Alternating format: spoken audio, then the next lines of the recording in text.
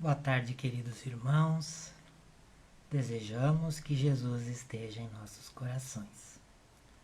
Nós, trabalhadores da Sociedade Espírita de Auxílio e Fraternidade, seguindo as orientações dos órgãos da saúde, estamos realizando as exposições doutrinárias a partir dos nossos lares, com o mesmo objetivo de levar o esclarecimento, o consolo e a esperança da doutrina espírita.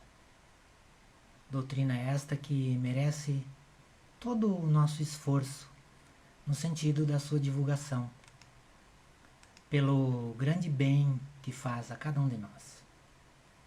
Hoje estou eu no desafio de cumprir a tarefa que me cabe. E convido a todos vocês que nos assistem a elevar o pensamento a Deus, expressando a gratidão pela vida. Rogo também a companhia de Jesus, dos seus benfeitores, na condução das reflexões propostas para a tarde de hoje.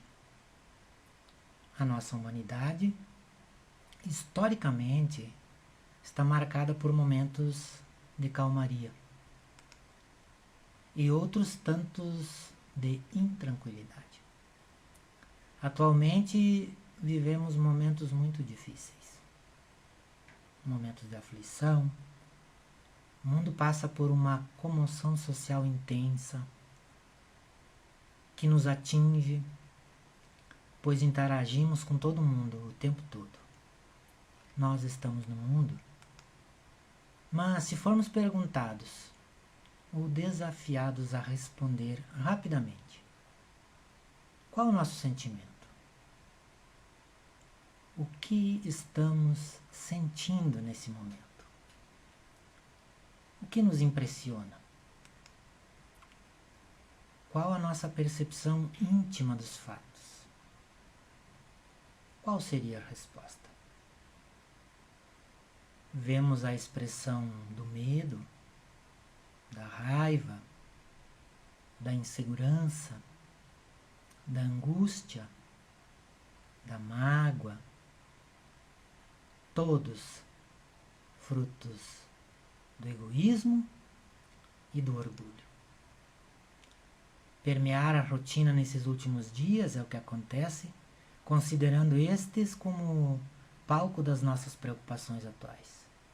Tudo isso nos permeia nesse momento difícil e complicado. E esses sentimentos nos levam a externar emoções.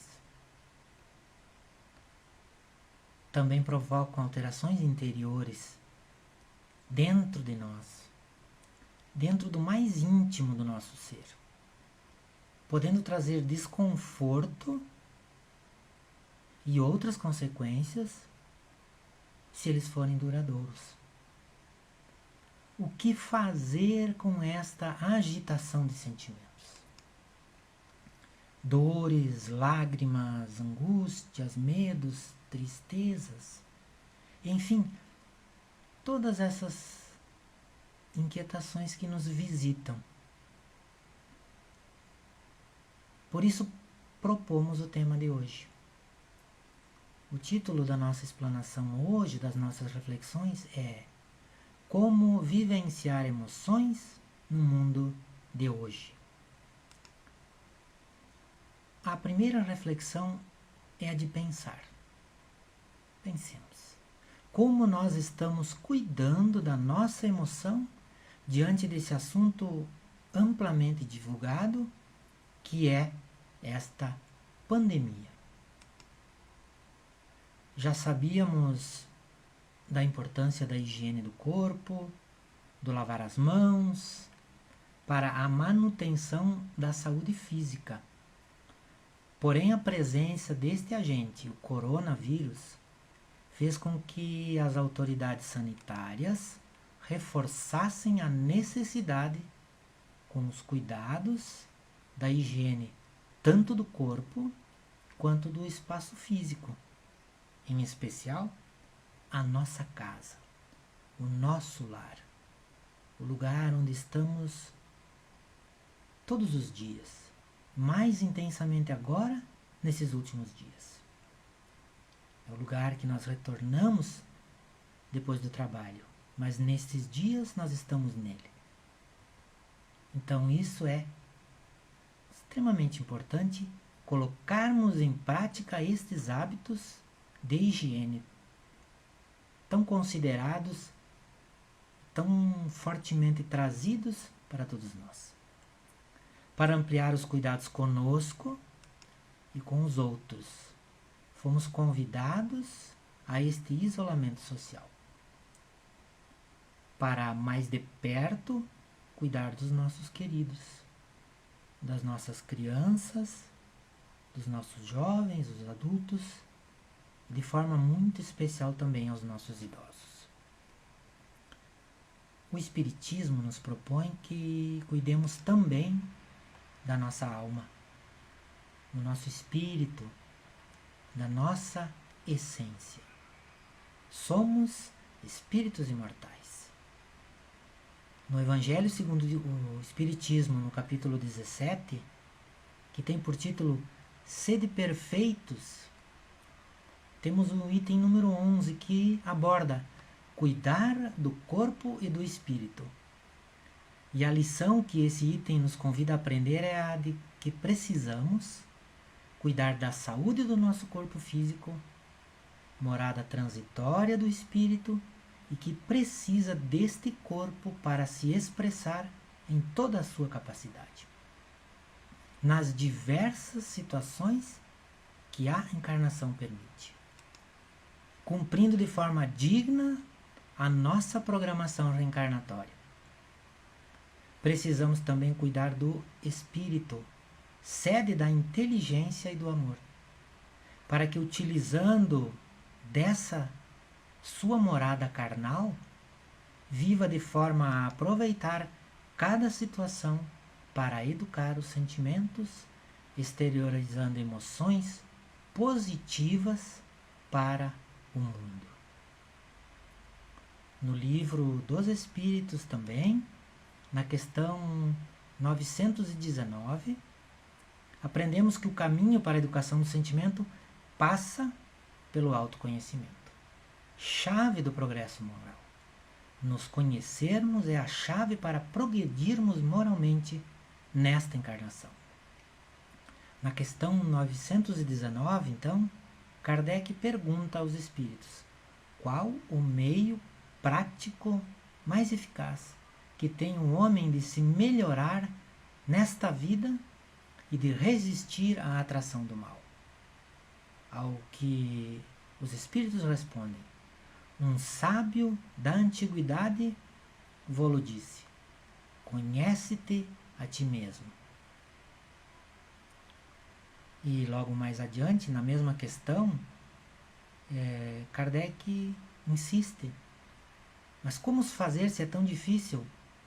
Então o Espírito Santo Agostinho relata a sua experiência nessa encarnação, como ele fez para consegui-lo. E deixamos então para você que tem o Livro dos Espíritos em casa, ou que consegue, acessando a página da Federação Espírita Brasileira, pode fazer o download desta obra, questão 919. Uma leitura significativa, prazerosa, um pouco extensa, por isso não quero lê-la aqui, porque o nosso objetivo ainda segue nas observações dessa explanação, mas leiam. É muito bom, é uma leitura que podemos fazer. Interessante para todos nós. Aprendemos então que todas as nossas aflições pelas quais nós temos que passar têm a permissão divina e representam benditas oportunidades de aprendizado. Mas o medo não pode tomar conta de nós nesse momento. Não podemos deixar o medo nos dominar.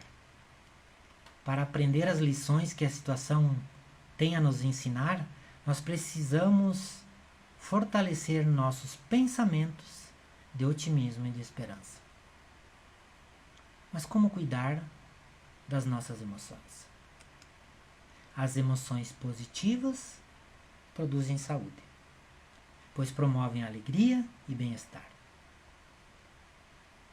Já as emoções de tristeza, o medo, como já falamos, a raiva, por serem negativas, podem trazer reflexos no nosso corpo sob a forma de doenças.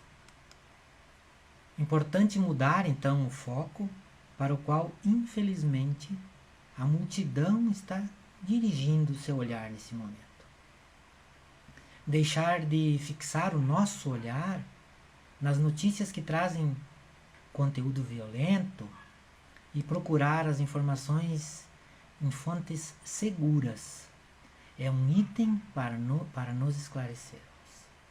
Sermos racionais. Analisarmos as questões sob o cadinho da razão. A doutrina espírita, que é a fé raciocinada, nos pede isso, raciocinar, pensar, não nos deixarmos levar, evitando a instalação do pânico, nos afastar de boatos que somente têm a intenção de provocar desarmonia em nós mesmos, não repassar informações desnecessárias para não alarmar outros corações. No Evangelho segundo o Espiritismo, no capítulo 8, nós temos o item... No capítulo 8, que tem por título Bem-aventurados os que têm puro coração, nós temos um item que fala assim: ai do mundo por causa dos escândalos, pois é necessário que venham os escândalos, mas ai do homem por quem venha o escândalo. Um pouquinho mais adiante, no mesmo texto, diz assim: o escândalo não está na ação em si mesma, mas na repercussão que possa ter. Que repercussão será essa?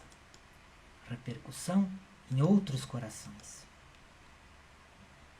em outros espíritos amigos, em outros tantos que nós até não conhecemos. As nossas redes sociais disseminam muito rapidamente assim. Podemos ser mensageiros de condutas erradas. Então, cuidemos para que nós não sejamos o homem por que vem o escândalo. Nós temos então agora, nesse momento de confinamento, a oportunidade de trocar impressões saudáveis com os nossos familiares. Nós estamos dentro do nosso lar.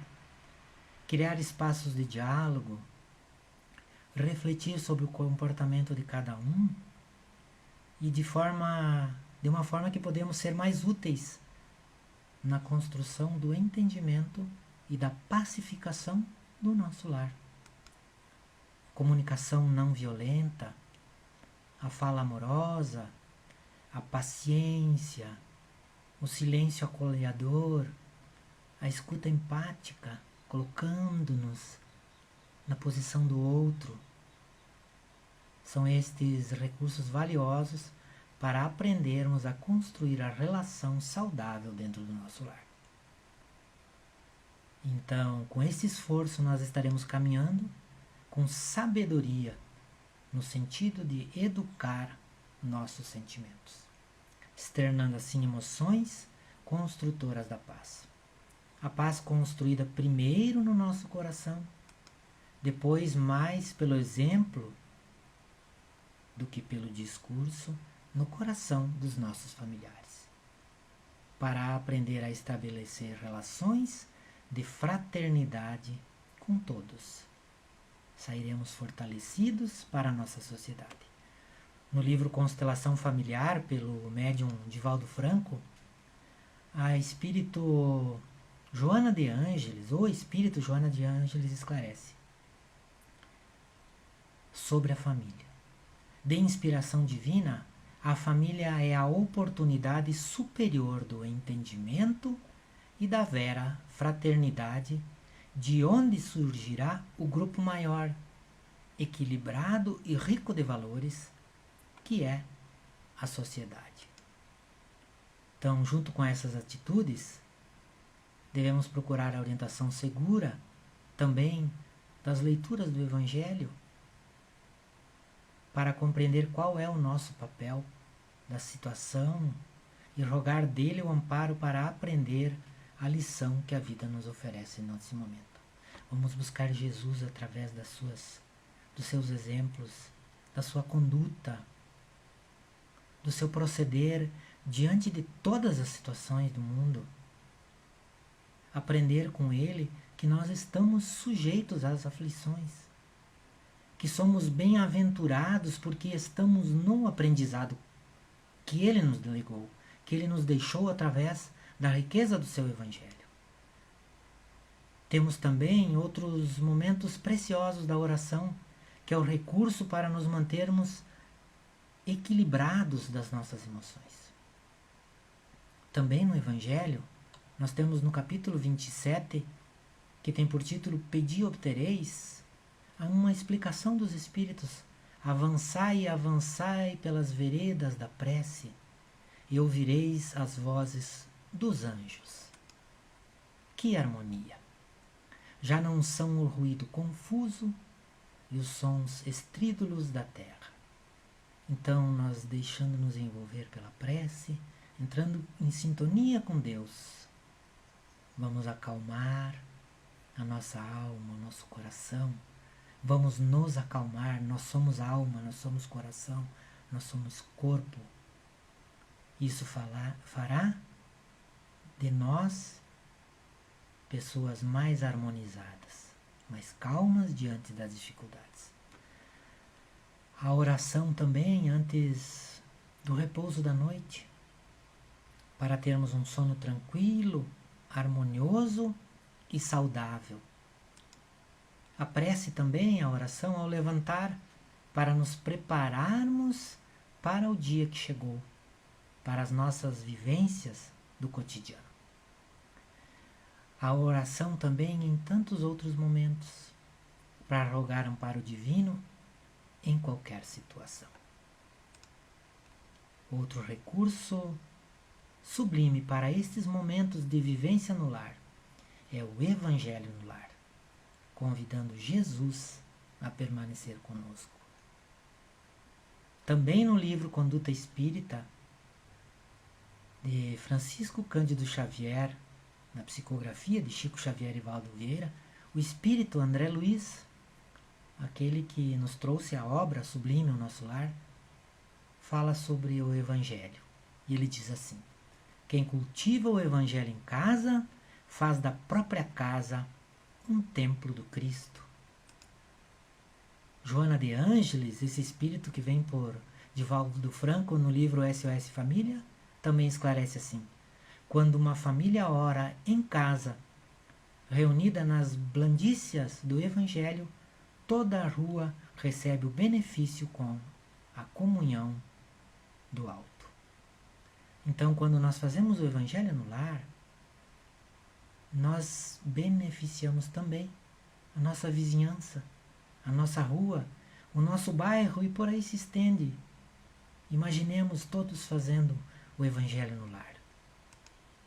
E como é que nós podemos fazer o Evangelho no lar? Nós queremos aqui humildemente oferecer a oportunidade a todos vocês que ainda não fazem o Evangelho no lar, de realizá-lo na sua casa, na sua morada, onde vocês estão nesse momento com seus queridos. Como é que podemos fazê-lo? Nós teremos o Evangelho, sentaremos em torno da mesa, pegamos a obra O Evangelho segundo o Espiritismo, iniciamos com uma prece simples, do fundo dos nossos corações. Abrimos o Evangelho desde a sua introdução, de preferência para seguirmos uma sequência de aprendizado semanal, e fazemos a leitura. Fazemos essa leitura, depois da leitura fazemos um breve comentário sobre o item, para que o grupo familiar compreenda a sua lição. Não é um momento de desentendimento, é um momento de fraternidade. Buscar o ensinamento de Jesus naquela leitura, buscar o ensinamento da doutrina naquela leitura.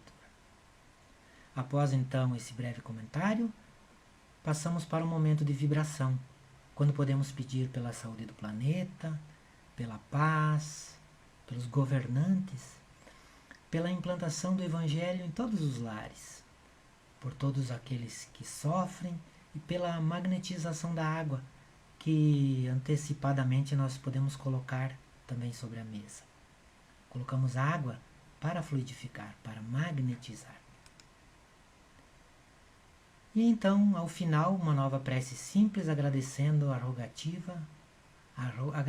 como rogativa a Jesus e pedindo a Ele que permaneça no nosso lar e nos nossos corações.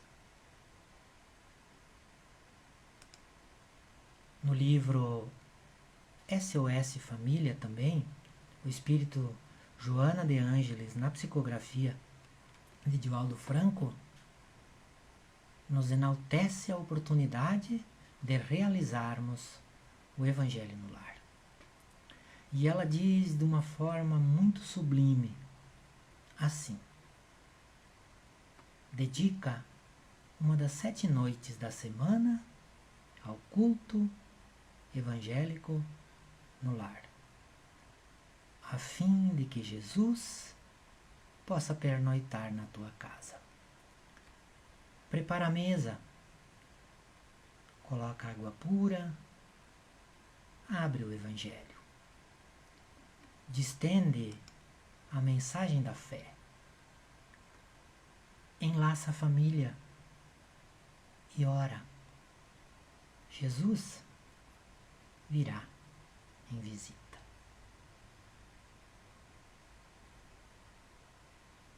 São essas reflexões que tínhamos para hoje, meus irmãos e minhas irmãs. E nós podemos passar agora, então, para o momento do passe espiritual. E logo após o passe espiritual, o encerramento da prece, eu deixo aqui uma mensagem de Chico Xavier para esses momentos. Uma apresentação de vídeo. Vocês podem também assistir e deixar-se envolver por essas emanações deste momento.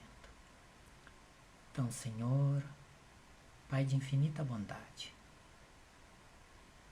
nós rogamos a Ti as bênçãos do alto, a presença amorosa de Jesus em nossos lares, reconfortando-nos, fortalecendo-nos na fé e na esperança de que dias melhores virão.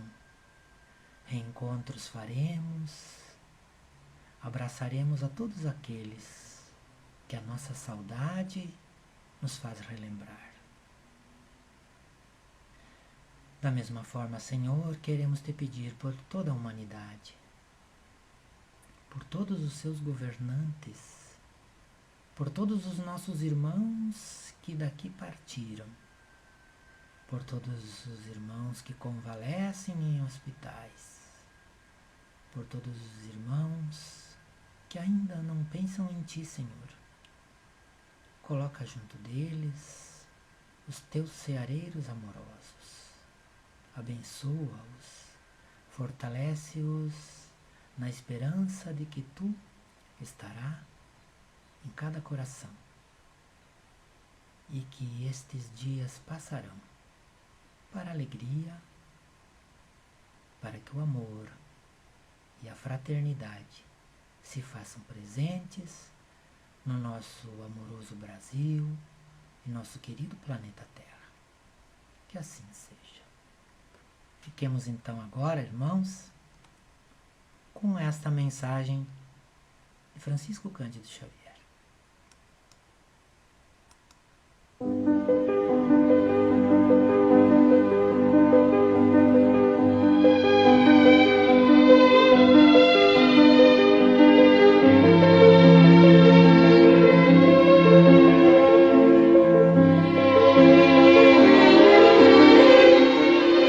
Confia sempre, não percas a tua fé entre as sombras do mundo.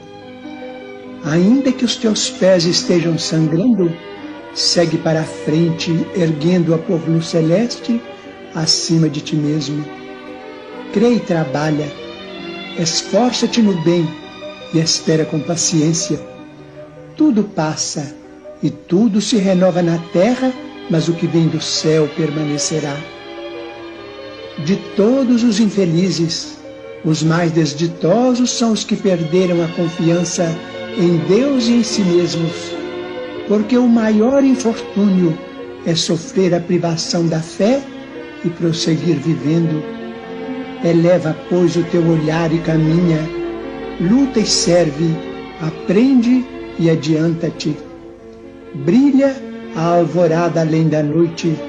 Hoje é possível que a tempestade te amarfanhe o coração e te atormente o ideal, aguilhoando-te com a aflição ou ameaçando-te com a morte. Não te esqueças, porém, de que amanhã será outro dia. Fiquemos então em paz e uma boa tarde a todos.